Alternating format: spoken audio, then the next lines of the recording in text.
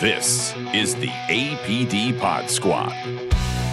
1 year ago, our lives were turned upside down by Hurricane Helene, the after effects of which we'll be feeling for years to come. But along with horrible tragedy came stories of bravery and heroism. We'll be hearing some of those first-hand stories in this episode, as I'm joined by senior police officers Beau Baley, Jose Amaya, and William Woods, and detectives Sam DeGrave, Albert Ball, and Phil Allen, all recipients of Lifesaving Awards for their efforts at this year's Asheville Police Department Awards Banquet. In the History Minute with Hannah Silberman, a different Asheville flooding event, this one on Memorial Day weekend in the year 1976, and the heroism of Officer Porter Fowler. And Lieutenant Brian Hogan from the Community Engagement Division looks back at his first week as a lieutenant 1 year ago. Yep, it happened to coincide with the arrival of Helene, and we'll hear his memories of that hectic time. It's all coming up on Episode 2 of Season 2 of the APD Pod Squad. Getting to know Senior Police Officer Beau Baley. Officer Baley, thanks for joining me. Yeah, no problem. Okay, so if you've heard the podcast before, and you told me you are a regular listener. I do, yeah. Okay, yeah. so you know the two questions that I usually ask. I do. So we'll start with, where were you born? I was born in Queens, New York. Two now that are from that general area. Detective Parker was also from, I'm not sure Queens, but the boroughs, one of those, and then was kind of raised in New Jersey. So I'm guessing you were also a pizza lover.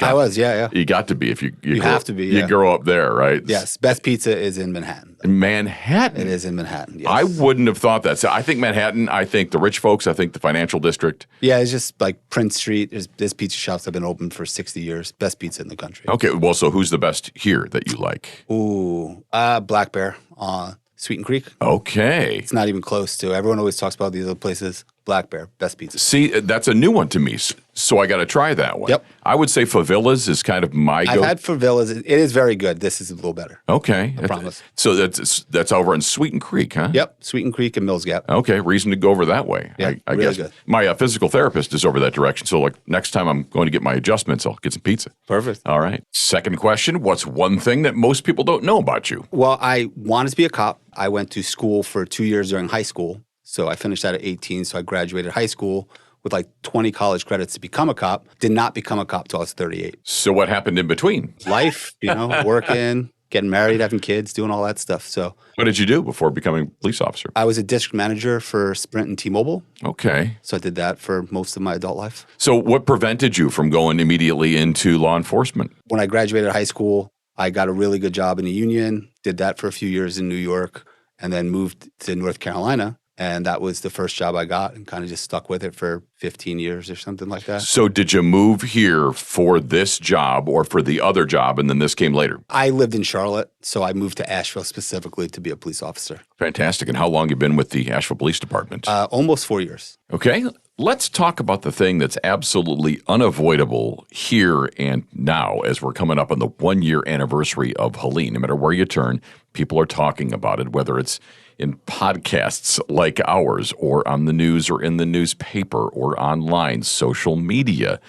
Let's face it, it was something that changed our area, changed people forever. And in a way, and I'm not sure how you feel about this, but it seems like forever ago, yet also just yesterday. Yeah. Some of the images, some of the memories, and some of the experiences, they're still so fresh. And we recently had our Asheville Police Department's awards banquet, and we had several people that won Lifesaving Awards, and you were one of those. I was, yes. Let's talk about what happened that day, if you're comfortable with that. Yeah. So let's just set the stage with, at what part of the storm was it? When was it? It was pretty early on in the day. So we're talking Friday. We're talking Friday, early 8 or 9 in the morning. I'm not 100% sure. So that's when the rain was coming down. It was coming down. It was weird because this was in Biltmore Village, and I had just drove through there maybe a half an hour before, and there was no water. And then they said, hey, go down by the McDowell Bridge, closer by the McDonald's, and just make sure people don't drive through the water. I was like, water? What is it? So I drive back, and it's essentially a river. Yeah. And it was flowing right right into Biltmore itself. And that is an area that has been prone to flooding over the years. It's flooded frequently, unfortunately. Yeah. And most people know where we're talking about. For those of you that don't, McDowell Street is essentially, there's a McDonald's, there's an entrance to the Biltmore Estate. That is one side. And on the other side, if you go up the hill, is the Asheville High School. Yes. So that is the McDowell Bridge. Yeah, so I was basically in front of, the entrance to the Biltmore. Okay, which side of the waters were you on? So I was on the north side. I was on the city side. Okay, and so what happened? So I get there, and I see cars kind of getting washed down, kind of bumping along in the water here and there. And I just remember going, man, I'd be so mad if that was my car. Yeah. And I look out, and my job is just to make sure people don't drive through the water. And I look out, and I see lights go on, brake lights on a car. The car's floating. Well, it's not. This one isn't. This one's staying still, but it's up past the door. I got you. But it's out in the water, and I remember going, "Wow, the lights are on." And then I was like, "Oh, that means there's someone in the car. Someone stepped on the brake." So they were closest to what? What's the closest landmark? It was right between the Grand Bohemian and McDonald's. Okay, so down that far into Biltmore Village. Yeah, in the Biltmore Village. I got you. I could see that there was at least one person in the car.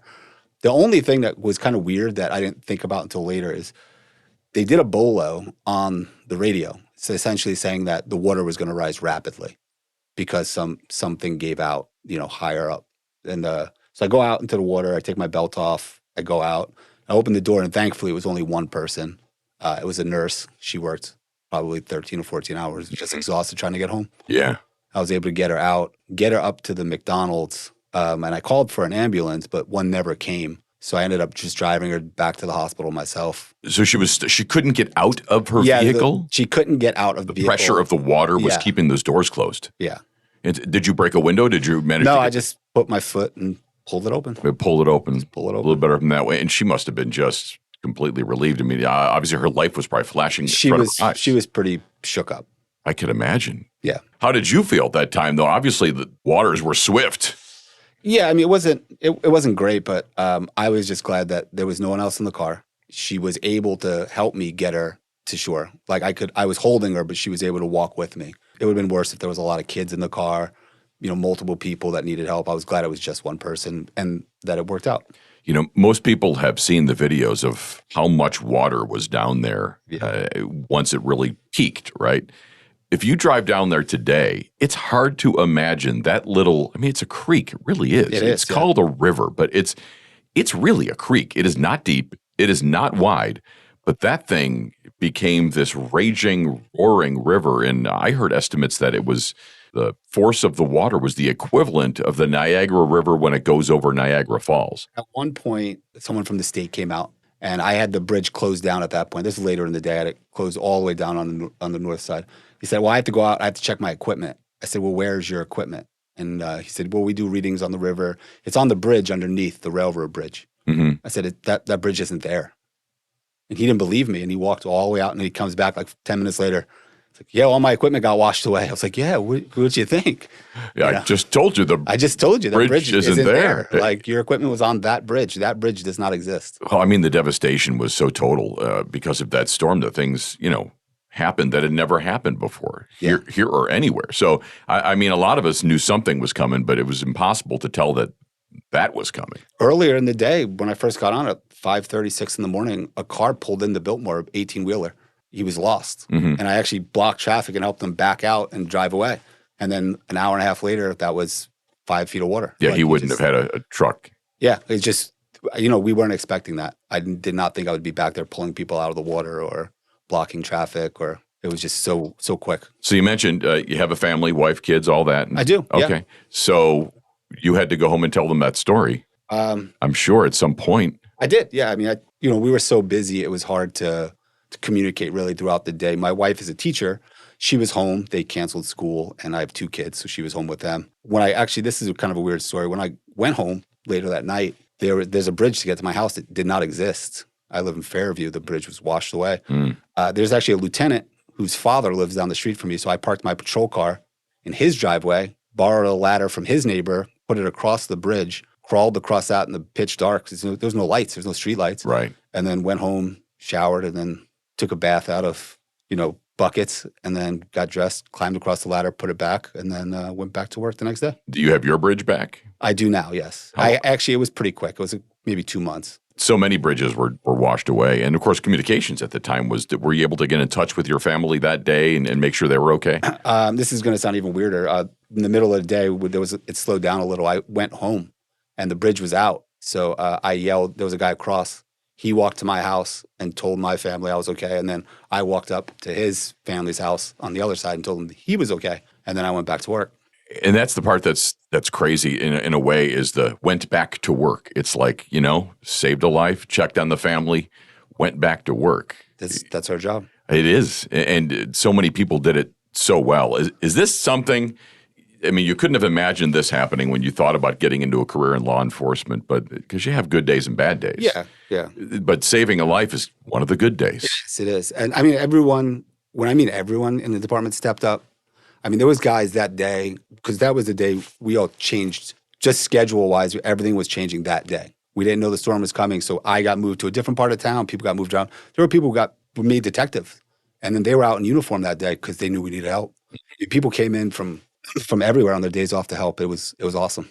And we had law enforcement from all over the state, all over the country that chipped in as well. But those especially from areas that are prone to it, from the South, from the Gulf. We had people from Mississippi. We had people from the East that knew exactly what we were going through, and they helped. I mean, I don't know if it's true, but I heard every state, excluding like 2, we had people come from. So 48 states showed up to help us. I saw the list. It was pretty extensive. I'm not sure what states maybe didn't, but maybe some of the smaller ones, maybe Montana, maybe Idaho. I don't know who it was. Don't want to call them out if they sent people. I don't know which two, but I heard 48 states showed up. That sounds right. That's awesome. I mean, I was here, at 81 when all that was going on. I was looking at the list and seeing people getting checked in, and I was shocked by how many people sent people that day. But it was, like you say, with the bad comes the good, and now we look back a year later. What's your memories besides that of the whole storm and afterwards? Honestly, how close everyone got.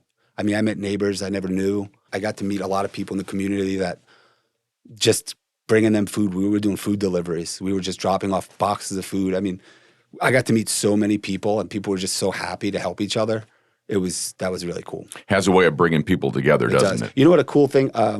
Every month I go to a school and I read to the kids. I do it I do it probably 7 months out of the year, where I go and I read the kindergarten to 4th grade. And after Helene, in October, it was scheduled. School was still closed, didn't have water, all that stuff. So my wife's a teacher. She put it on the dojo, which is communications between parents and kids. And we did it at the park down the street in South Asheville. I was thinking, man, if 10 kids show up, it was like 100 kids showed up. Wow. It was awesome. That must have been great. It was so much fun. What was the story you read that day? You remember? I don't. I read 2 or 3. I got some firefighters to come out. It was a lot of fun. Kids got to play again with other kids because they hadn't been able to do that. So it was a really cool day. Officer Beau Baley, thank you for your efforts and your life-saving efforts that day during those storms. No problem. Thank you, sir.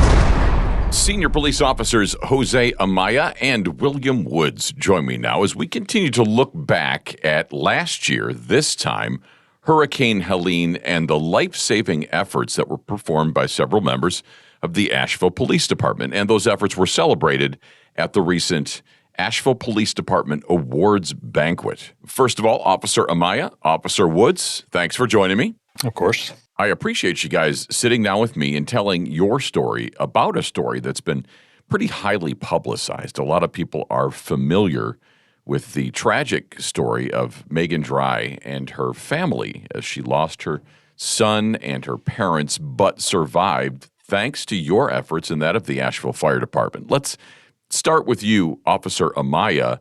What day was it and where were you when your role in this began? It was my day off, and I had came in just to help out around the road. In the morning, I had woken up and went for a drive and saw how bad it was. So I had messaged one of the sergeants to see if I could come in if they needed help, and he said yeah. And so the activity that you guys were involved in was basically that kind of tunnel road area of town, right? The bridge there, and which is like near the Lowe's and I guess the U-Haul that got so flooded that was that people. So it was that general area, right? Yes, I was right. Swananoa River Road by South Tunnel. Okay. So. And also Sergeant Faust was also with you guys that day as Correct. Well, right? Yes. So it was the 3 of you, and I'm sorry he couldn't join us for today. But what day was this? With the storm arriving the 27th, what day did this incident occur? So that happened I believe it was a Friday. Yeah, it was a Friday. That So the day morning, of the storm? The day of the storm. Yeah, as the water was rising and the floodwaters were so fast. Walk me through what happened that day from like you knowing about what happened, seeing someone, I think it was Faust that saw her first, I believe. So Faust actually heard her. Okay. At this point, I think we had already, Officer Amaya and I had already been pulled back and forth to help with the swift water rescue by deploying drones all the way down by Porter's Cove, different parts of the city, just back and forth. At this point, we weren't needed at that moment. We had some onlookers on 240 Bridge trying to look at all the floods, so we had to keep them off.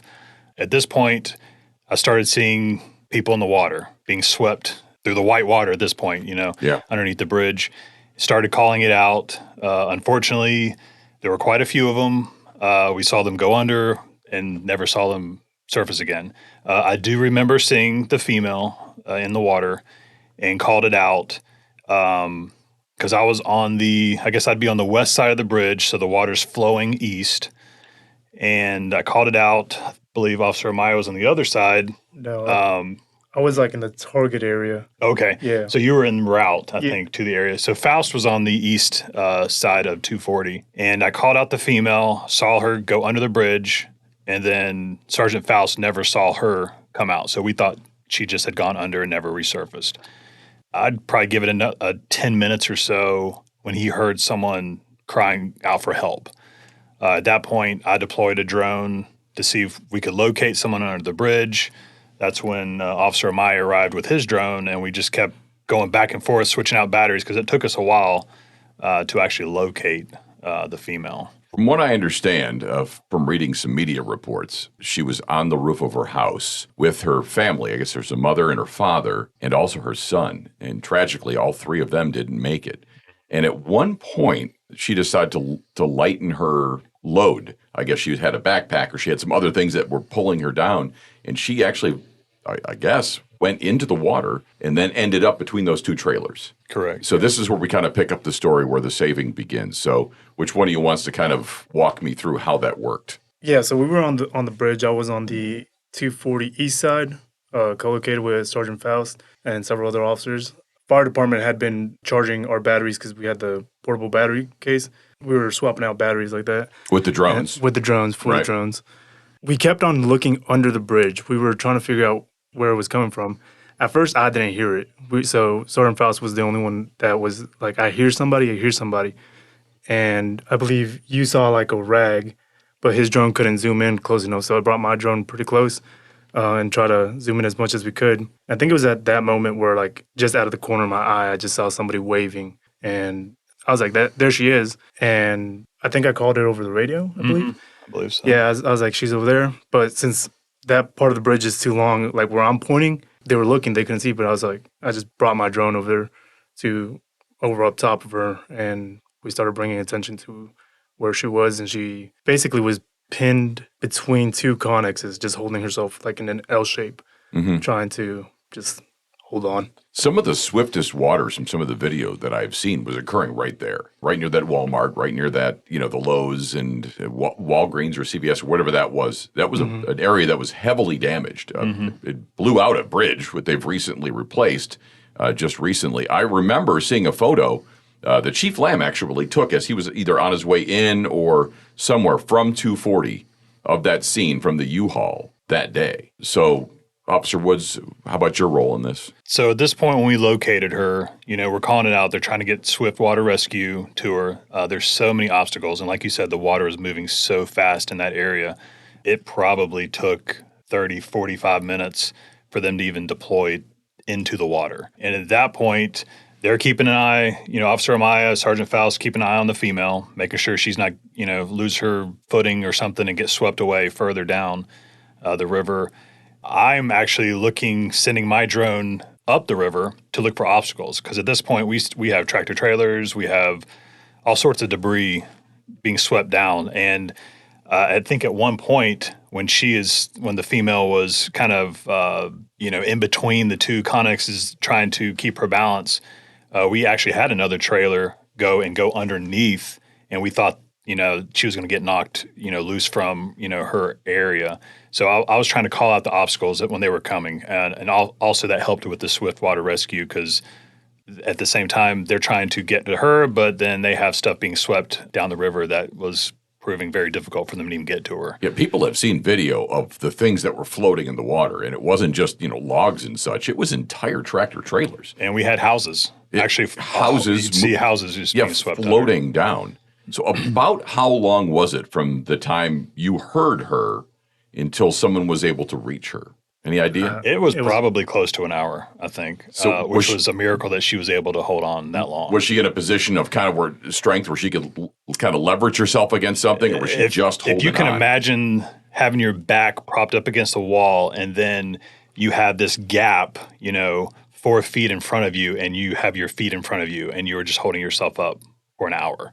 And I don't know what the temperature of the water was, but obviously shock and, everything is setting in. That for her to be able to have the strength to do that was pretty amazing. Yeah, it certainly wasn't like, you go down to the beach and the water's like 80 degrees. I'm sure it was probably closer in the 50, 60 range or whatever. And you're there for hours. It's going to affect your body as well and your muscles. So when it came to the rescue itself, were you guys like with the drones or what positioned to help the swift water team? Is that how that worked? Yeah, we just had the drones deployed and we just kept switching out batteries and trying to make sure we still had a drone just in case either rescue team or the female got, swept away, that we'd be able to at least keep eyes on whoever was in the water at that time.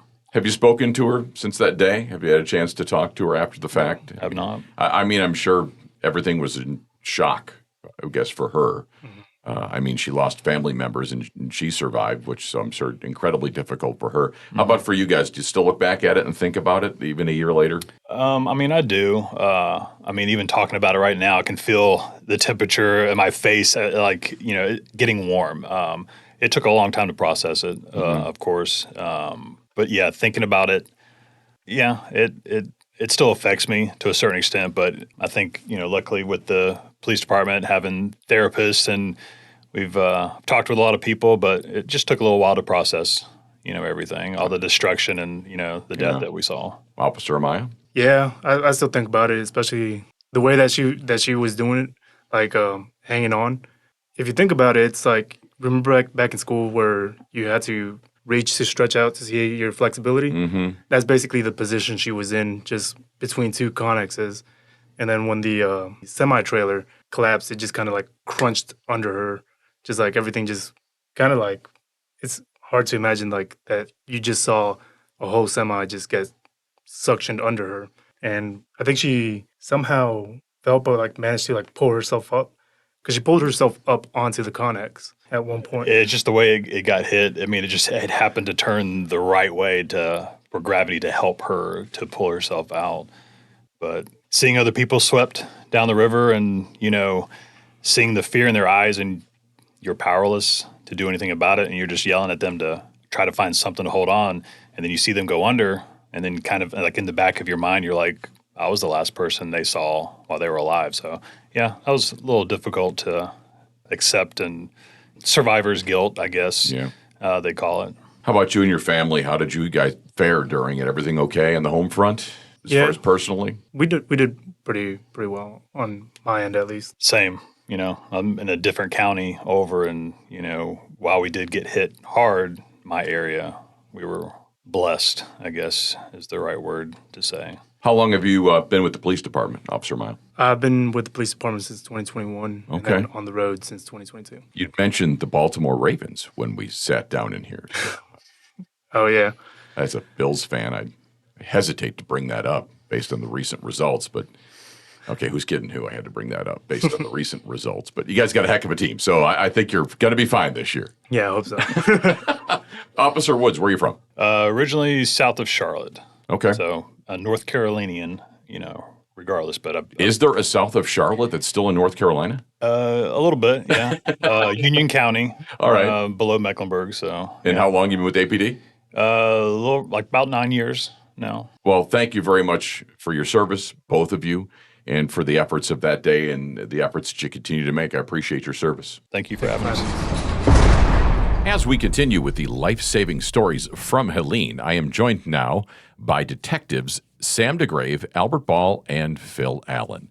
Let's start with Detective DeGrave. On the day of the storm, when it arrived, Friday, September 27th, you were not scheduled to work that day. Yeah, that's correct. I typically work Monday through Thursday, but in advance of the storm, the emergency response team, which I'm a member of, had been put on standby in the event that we were needed to assist with whatever the storm threw at us. We didn't know what that looked like yet, but I recall we had a mission the night before. Early Friday morning, I woke up at about 6, and my cell service had already gone down. That's how we get called in. So I was concerned that if we had been called in already, I wouldn't have known it because I didn't know how long my phone had been without service. And if we were going to get called in later and I didn't have service, I wouldn't know it. So I got in my car and tried to make my way into the station, encountered water over the road, trees down everywhere. So my commute, which is usually about 15 minutes, took me more than an hour and took me through parts of the city that weren't the hardest hit, but were hit hard enough that I was starting to get a picture for how bad it was. Was that your first indication of how bad it really was, the fact that you just had some difficulty getting in? Yeah, I had never seen the roads that were flooded. I didn't even know there was water near some of them. There were trees down that looked like they'd probably been up for 100 years and weathered storms well before this one.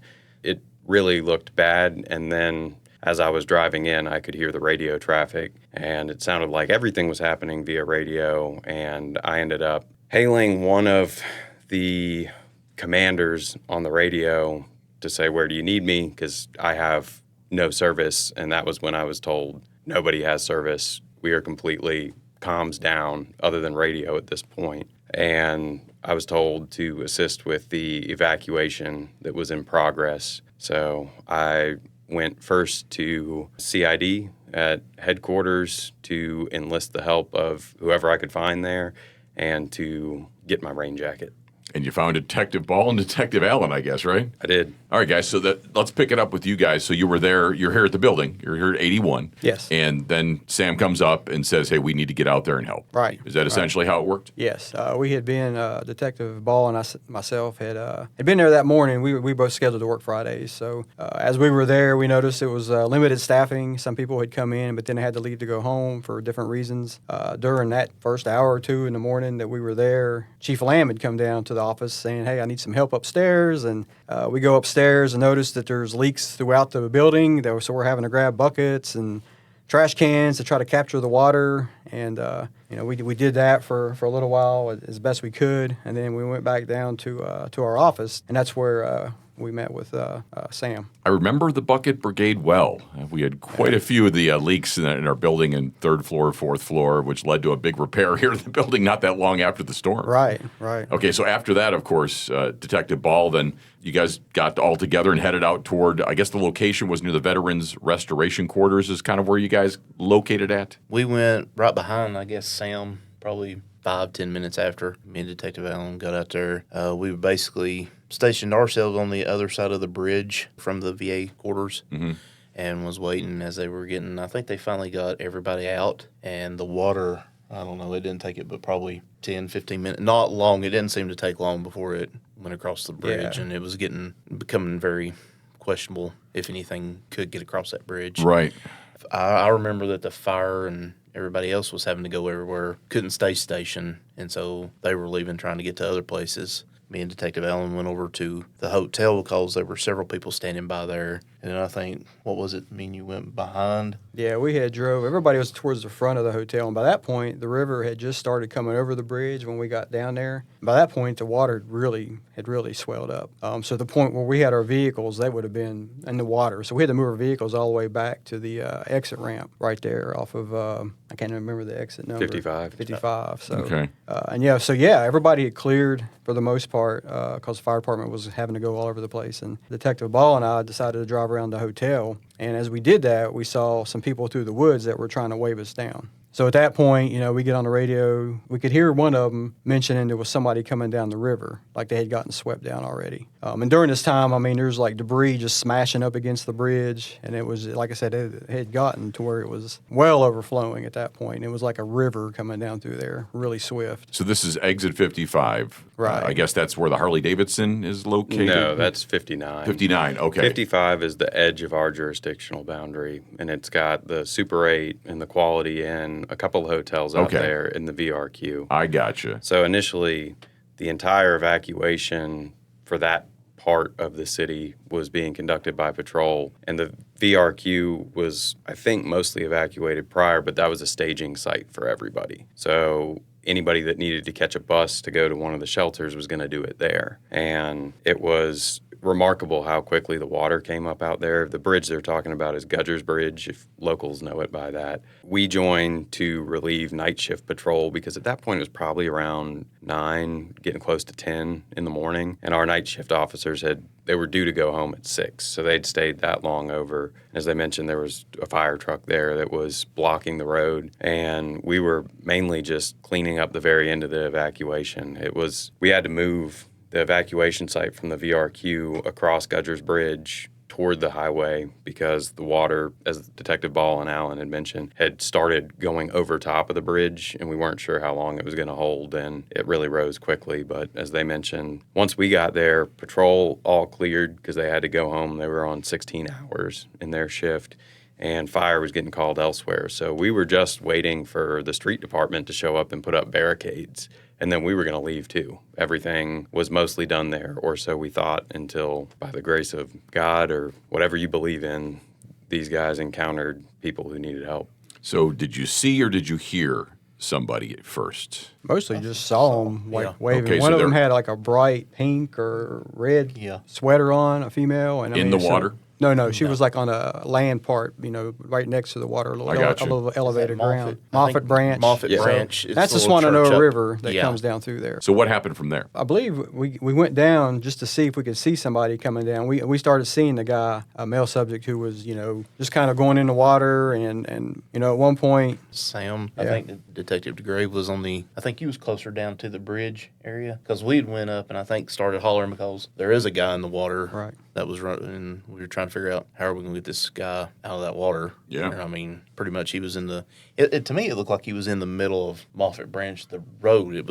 The road became the river, and he was in that part, not actually all the way over at the actual water. Okay. He was over the road it was that bad. So you managed to get him? Not exactly. He started floating, and we were calling to him.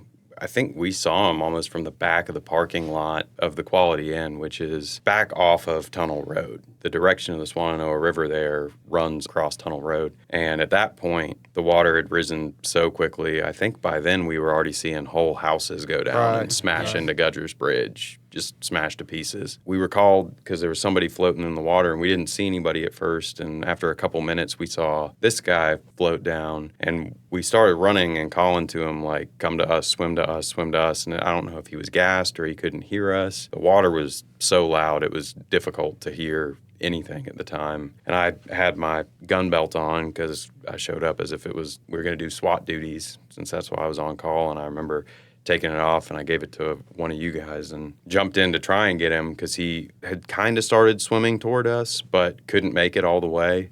And I think I could get an arm's length from him but couldn't get him. And that was as far as I could go before the water was going to take me too. So he washed up. That section of Moffett Road where he was is lower elevation than Tunnel Road. So he got washed across Tunnel Road but hit a patch of bushes at the BP station that's right there, and he got caught in the bushes. And so at that point, it was just us three there. Fire had left because they had things. Patrol was gone. So we started trying to arrange rescue for him. We needed swift water rescue because there was no way for any of us. I had been into the water deep enough to know that if I go a couple steps more, I'm going to have to get rescued with this guy if I even make it. So we started trying to arrange rescue there, but while we were calling for a swift water team to join us, he started playing charades with us. And what I mean by that is, as I said, the water was so loud you couldn't hear him. So he was just on the other side of the road from us. I don't know, like 20 yards maybe.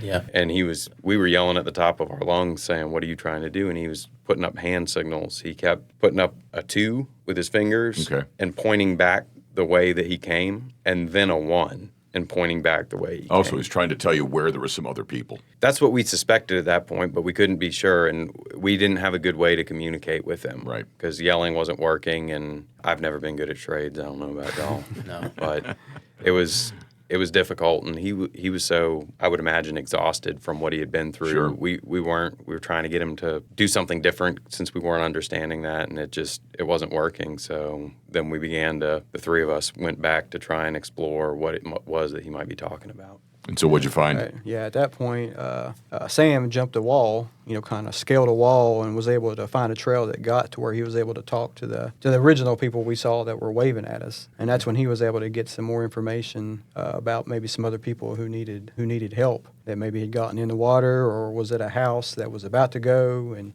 he was able to get some more information that we could relay to the rescue team as they started showing up. Yeah, the river had come out of its banks all the way across Moffett Road and was rising up to the parking lot of the Quality Inn where Detective Ball and Detective Allen were.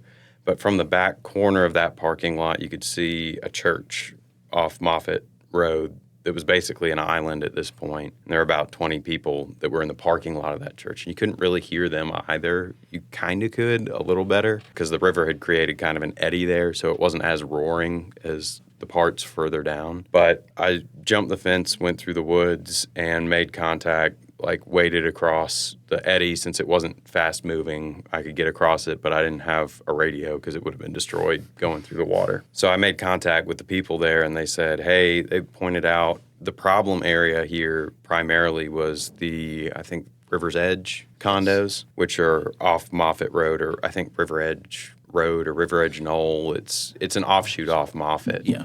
Those condos, I didn't know it at the time, but they sit on stilts. And it's like 3 stories, but really 4 because the bottom story is a stilted 15-foot space. Right. And I have spoken now since with other people that lived in those condos, and they said that they'd been through a lot of floods and that the stilts kept them high up. So not all of them evacuated immediately, and that was the case with our gentleman who had washed down the river and was playing charades with us. I got you. He had tried to get out, and the people in the church parking lot pointed me toward it. One of the buildings, the entire building, had broken off of the stilts and floated and was washed up against a bank there. And they said that there's people that we saw in this building, and we don't know where they are. And we couldn't get to that building because our swift water team hadn't made it to us yet. But I went further to look at the other condos that were there and saw a woman who was lashed around. She was holding it for dear life, a post that was a part of a deck. Moffett Road is outside of APD's jurisdiction. There's a lot of parts that are right outside of the city that we don't know as well as we know the city. I thought she was on a first story. She was on the 3rd story of this building. Wow, the so water really was like that the deep. 4th story. Oh my yeah. gosh. Yeah. I tried to wade over to her because I thought first story, I took 1 step and was up to my neck and had to back out. And at that point, I was communicating through Albert and Phil by shouting from the church to them, and they were relaying what the time frame was for the Swiftwater team. I told them that we have another person here who I suspected might be the person that he was trying to get us to find. But either way, it was the only person that I found that was in a position that could be saved at that point. So I asked the people that were in the church parking lot to form a human line since nobody had cell phones. I said, one of you get where you can see her, then another person where you can see that person, and another person where you can see that person, all the way back to where they could hail Albert if necessary, if anything were to change with her. Because I had to go back at that point so that I could intercept the Swiftwater team when they got there and point out where they needed to focus their attention. So everybody did that. They got in a line, was able to communicate, get some messages to you guys, huh? I think. Yeah, I think probably you reached out to me a couple of times. I was able finally to get through because communication was hard even with radio to get through. But I think probably after you originally got with me, it was not that long before the first, I think it was AFD and some of the guys from New Jersey that was down here too started showing up. It wasn't long before they got back to us. And I just remember hoisting multiple people up a wall to get where Sam or where Detective DeGrave was originally at. I got tickled because it was nice seeing some guys from Jersey showing up with their accent. I'm like, look, somebody else without my accent.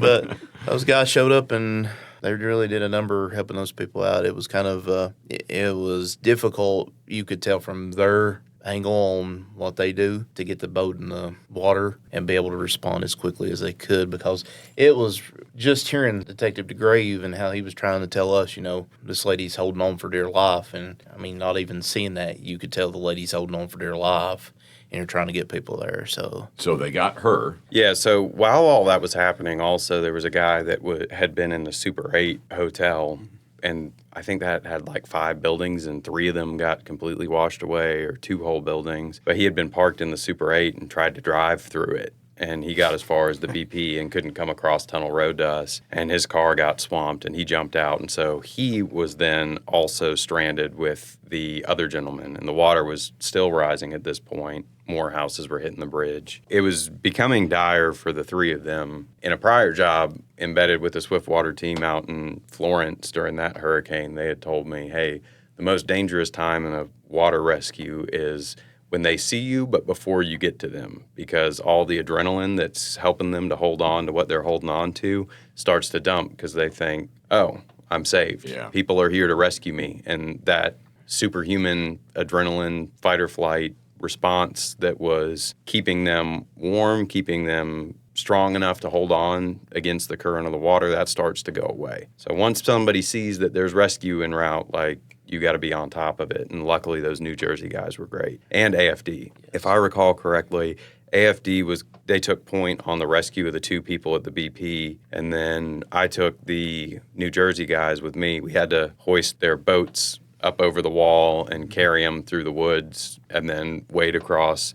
And they launched from the church parking lot where everybody had gathered. And even once they were there, the rescue was incredibly hairy. They first made it to the woman that was on the 3rd-story deck of the River's Edge condo. Yeah, that one. Okay. They got her and brought her over to the Quality Inn. Mm-hmm. Yep. Then they went back and cleared that structure that had broken off and floated, because everybody in the church parking lot was convinced that there were a couple people that had been a part of that building. So they lashed their boat as it's floating up, potentially about to break free. I mean, those dudes are heroes, because if that had broken free, we saw every building that hit Gudger's Bridge was demolished immediately, and that's where it was headed. But they lashed off their boat to the deck, and they went into the house and cleared it room by room, and unfortunately, they didn't find anybody. But then they decided that they needed to prioritize the rest of the River's Edge condos because they had already found one person there, and they were going to try and clear it. But the water had risen so much, even in the 5 minutes that it took between when they dropped off her, searched that other house, and then went to it,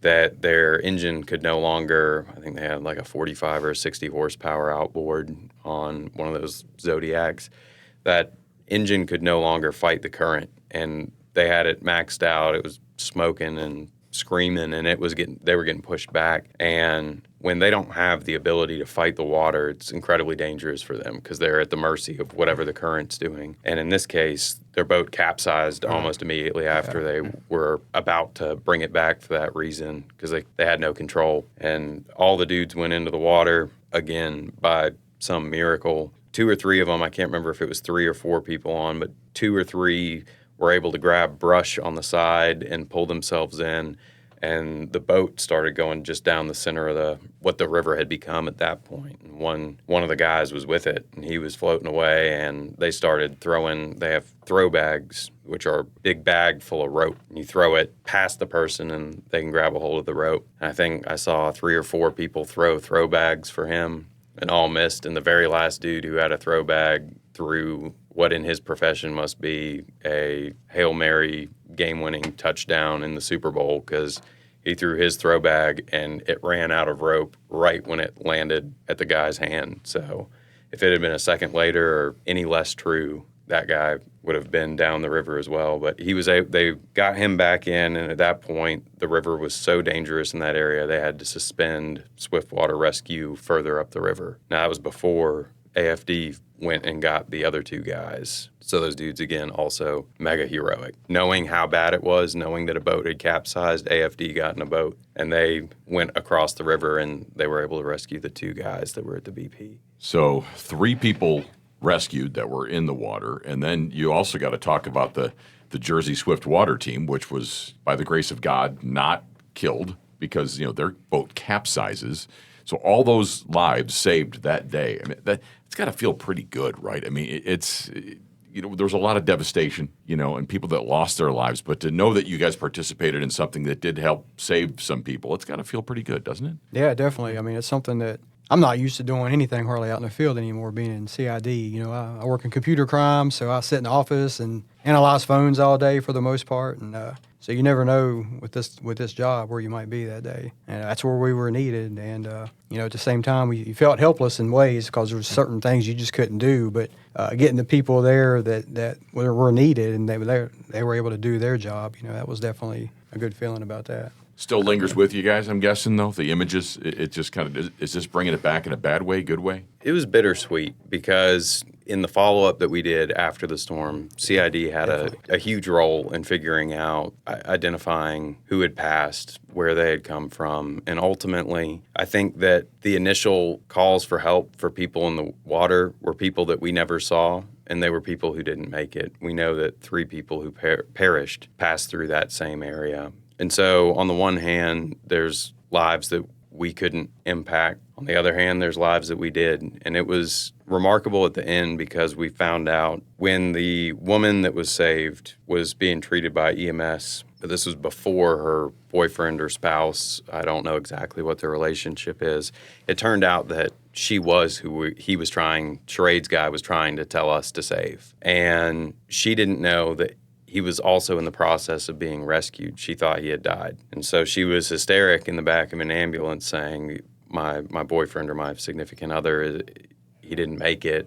I don't know what I'm going to do. At that point, AFD was coming across the river with him, being able to be there and reunite her. I mean, she thought she had lost everything. And the 2 he was putting up was cats. And unfortunately, their cats were lost. But it may have led to the 2 people that were saved in some way. Exactly. I mean, they were able to reunite, and we got to see that, and that was something that I won't forget. I don't remember her name. I don't know if I ever knew his name. I've not talked to them since, but seeing her reunited with somebody who had perished, or she thought had perished, was pretty remarkable. In the time since, too, I've spoken with the family members of some of the people that went down that river that we couldn't save. And I was able to tell them, and I think they found solace in it, that had their family member not been where they were at the time that they were, nobody would have hailed us to be on the lookout. And if we hadn't been hailed to be on the lookout, then there would have been no first responders there with radio access to call for a swift water team for those 3 people. So even the people who were lost at that spot, they lost their lives, but they had a direct role in these 3 people being rescued as well. And so the storm is difficult to reflect on because there's a lot of bad that came of it, a lot of good that came of it. And there at Exit 55, we saw it all pretty much in that day. Detective Ball, Detective Allen, any final thoughts? I mean, sometimes through the worst of it, you have to find humor. And so in life, I've now can write on a bucket list that I was chased by a house.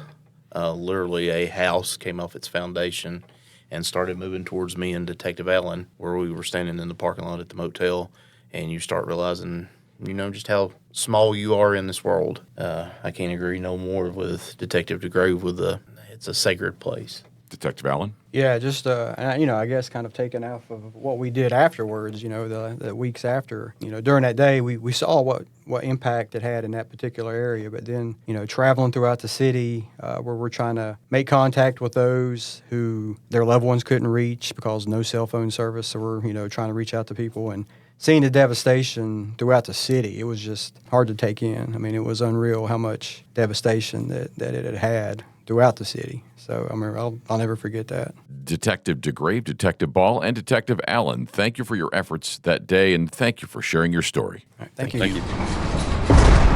Time again for the History Minute with Hannah Silberman. Welcome again, Hannah, and thanks for joining us. Glad to be here. So we've had some great stories told this episode, the life-saving stories from Helene. And obviously, this being a history thing, that doesn't really qualify as history, 1 year old. But I understand you were able to find something in the history of the APD that at least falls into the same universe with an experience that we can kind of relate to with this episode. So tell us about that. Sure. It's related to flooding that happened in the Asheville area in May of 1973.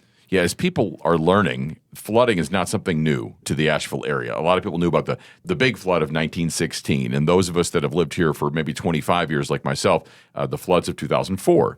With when it was Ivan and Francis came through. And there's been other times, too. I think, was it 2009? I believe we had some floods as well. So tell us about this one. I'm really not familiar with it. Sure. So on Memorial Day weekend in 1973, there were very severe thunderstorms throughout the western part of the state, which caused a lot of flash flooding. Mm-hmm. This particular story was an officer who was off duty at a trailer park that his dad owned in Skyland. Okay. So Officer Porter Fowler was there with his father when the water started to rise because the trailer park was near a stream or a river. And so as the water started to fill up the park, he saw that one of the trailers, which had a 20-year-old woman and her 12-year-old niece inside, actually fell onto its side and was starting to get washed away. So he ran to the trailer, he pulled open the door, but he said as he was trying to pull the door up, he saw a wave of water coming towards him. He said, quote, "It looked like a tidal wave coming at me." And it actually pulled him under, but he managed to hang on to the door, pull it open, and pull out the two residents so they were on top of the trailer as the water continued to rise. As they were waiting on top of the trailer, he swam through the water back to a bank, tied a rope to himself and something on the bank with some help of other people in the park, and then ferried those two people to safety. If you didn't tell us that this wasn't 2024, that's a story very reminiscent to what happened last year quite a bit. Yeah. He won a couple of bravery awards for saving those people. Unfortunately, others in the trailer park were not so fortunate. There were 4 other people, including 2 children, that perished. And I think 7 people from across the state died in flooding that year. In what waterway? Do you know what waterway that was? I don't. It just said it was in Skyland.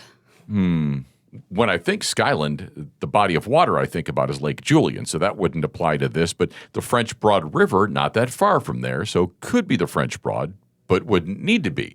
As we saw during Helene, with enough rain, even a small stream or a creek can turn into a dangerous, raging river. Yeah. I mean, anyone that drives along the Swannanoa River on any given day like right now will look at it and say to themselves, how did that get so big and cause so much destruction? It's almost hard to believe. Yeah, I think about that in North Asheville, you know, those little streams by Beaver Lake. Yeah. How it came all the way up to the road, and it's feet.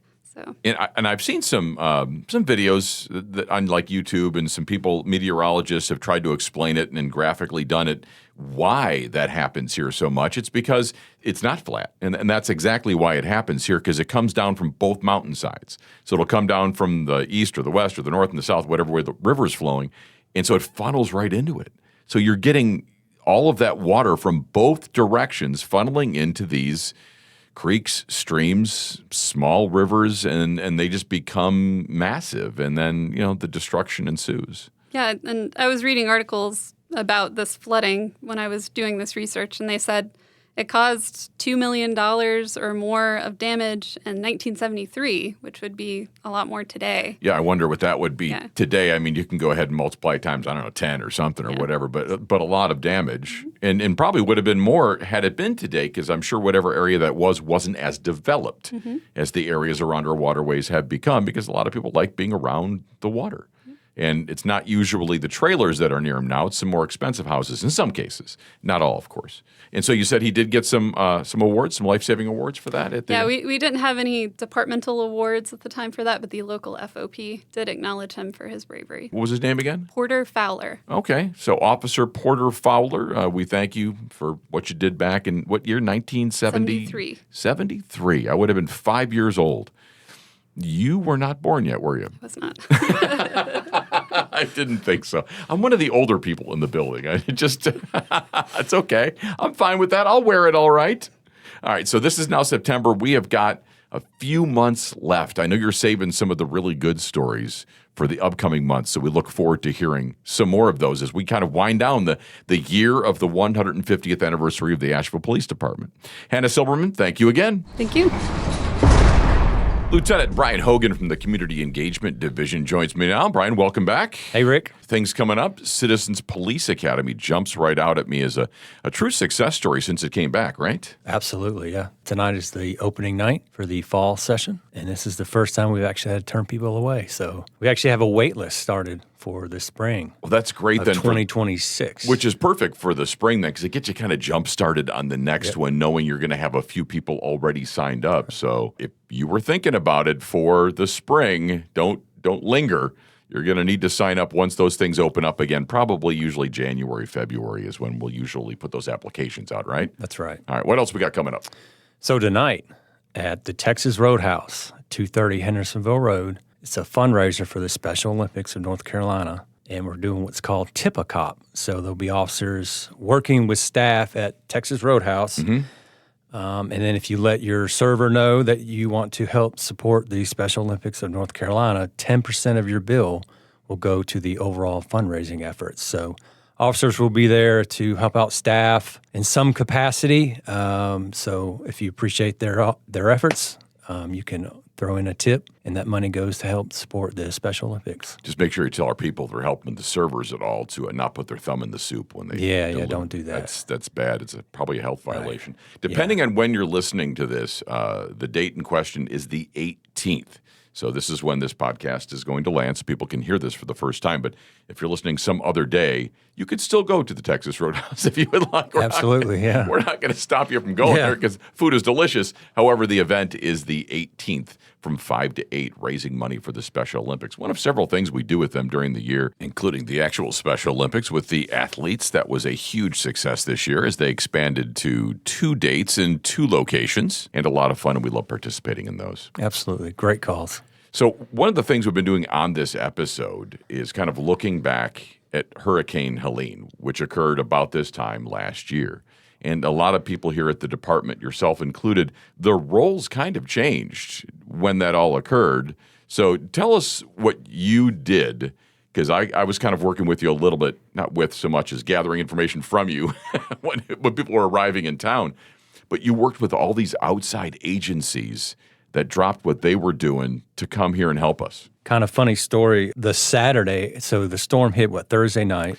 Yeah, I mean, we were already getting rain for 2 days, Wednesday, Thursday, and I think it kind of officially rolled in on the 27th is the date they say. Right. So that Saturday, I guess technically day 1 or day 2 of the storm, however you count it, was my first shift as a lieutenant, and I was also the day shift watch commander. So by the time I made it in, which was shortly around like 11 o'clock that I was able to come in, we started to discover that a lot of assisting agencies were coming in to help support the police department. And we started out with a whiteboard in the downstairs room, and that evolved over the next couple of months to a full-on operations center that was hosted here at the police department to gather in, order up, support, house, feed, and then staff the various security posts throughout the city that needed extra police security, because that allowed us to free up our officers to handle normal business and then also go home and rest and handle their personal lives too from working all day. So I remember that operation. So the check-in area moved up to the 3rd floor. Right. The 3rd floor training room. And where you started ended up being like a commissary of sorts and like a little luncheonette area where people would come, and that's where everyone would get fed. And eventually then right next to that became like even a mini grocery store for all of our employees that they set up for people in logistics. Right. Looking back at all those experiences you had with people checking in, you met all of them. You kept in touch with all of them. Are there a few characters, a few individuals, a few departments that stand out? Yeah, absolutely. It would be remiss of me not to throw a shout out to the state agencies. So like North Carolina ALE, probation and parole, North Carolina parks. Those law enforcement officers were like the first to react, and they were within the city limits of Asheville like that weekend with teams ready to go out and help us. So by Sunday, so I came in Saturday, by Sunday, we had over 100 different officers already inside the city limits of Asheville, assisting the police department and the citizens of Asheville with security operations. Ocean City Police Department. If they're listening, thank you. It was 2 guys. They came up and they drove across the state. They brought everything they needed. All they needed was a job. They said, just tell me where to go and I'll help you out. And we'll work as many hours as we need to work.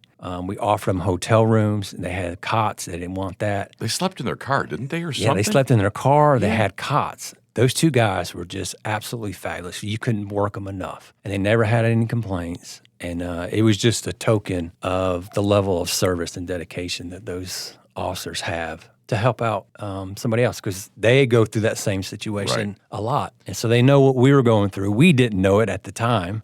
It was all new to us. But just every morning they came in with a smile on their face, hadn't had a bath, hadn't had a shower, dirty clothes, and they just looked for for a way to help. So I appreciate them. Of anybody that could relate to what we were going through, it was them. Storm damage is something that they deal with all the time. I'm sure they're like, listen, we know what's going on. We can certainly help these guys with some insight, and they were just invaluable. Yeah, absolutely.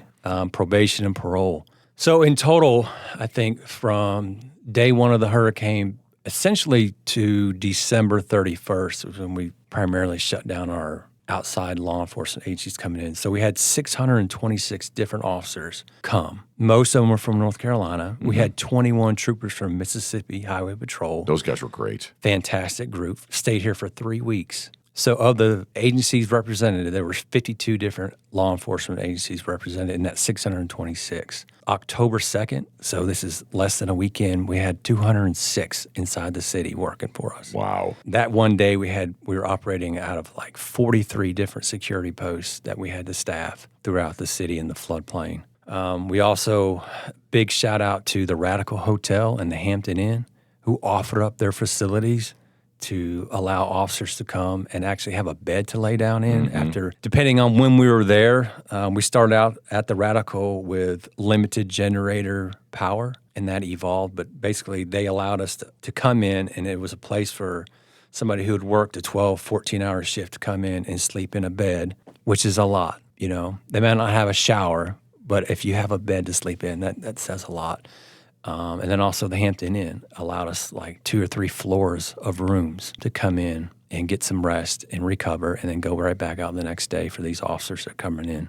And I remember so many people wanted to help the recovery, the rescue efforts, all what was going on. Restaurants that were just coming wanting to feed us, all of those donations. Because in addition to putting these guys in beds, you got to feed them. Right. And so we had a whole operation going on there, too. And I remember each day I would come in and honestly, here at this building, we were a little spoiled with the great food that was being given to us on a daily basis. We had food trucks pulling out back, pizza trucks. Yeah. I mean, that was pretty amazing. If you weren't careful, it was easy to gain weight during that period of time. I'm telling you. Yeah. I felt kind of bad, but there was never a lack of food here. But, it's people want to help. Is one of the things that I think we all learned. Of all the destruction and, unfortunately, death that occurred during this, the community did come together, and people from outside the community helped us come together. It was kind of wonderful to experience that. It's wonderful, and it's mind-boggling how many resources can be gathered and shipped and fed into a certain area pretty rapidly. I think that's one of the beauties of living in America. Not many countries can say that, but we can certainly. It might take 24 or 48 hours, but we're going to get some food and water to you.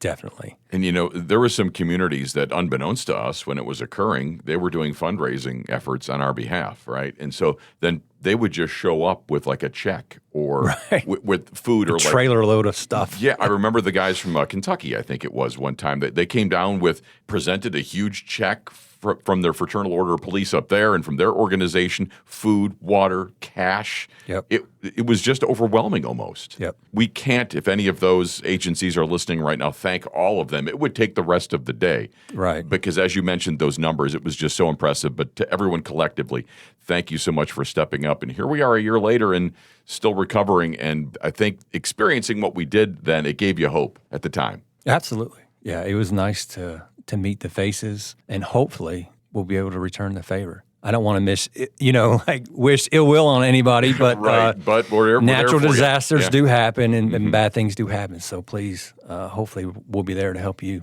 In a previous episode, Deputy Chief Sean Ardma had mentioned the relationships built in the past and with Chief Lamb and others really was the Kickstarter for all of that, they think. It's just that we had built so many great relationships that's why the response was so quick and so swift. Yeah, it started out with once phone calls and texts could get out, it was just, hey, we need some help. And that's where you got the initial response from so many people. So, yeah, within day 3, you had an additional 100 people inside the city to help out. That's fast. Yeah. That's really good and fast. So. Do you hear from any of those guys ever again? Yeah, once in a while. Yeah, still hear from Major Bain over there in Mississippi.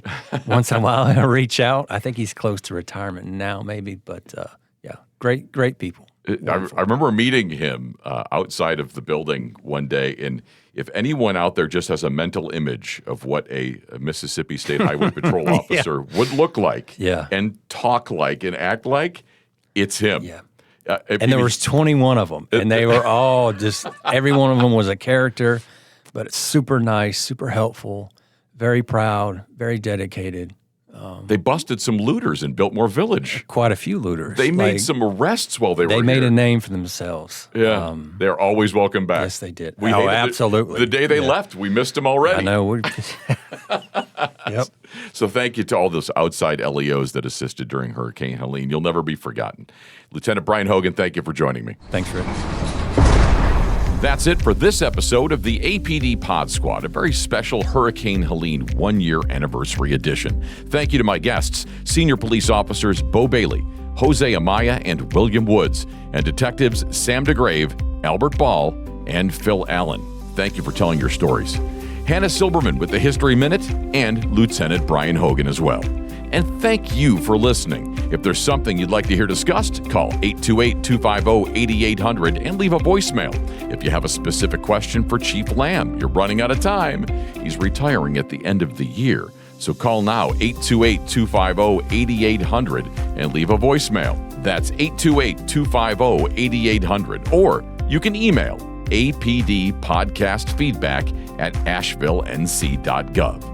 I'm Rick Rice, and this is the APD Pod Squad.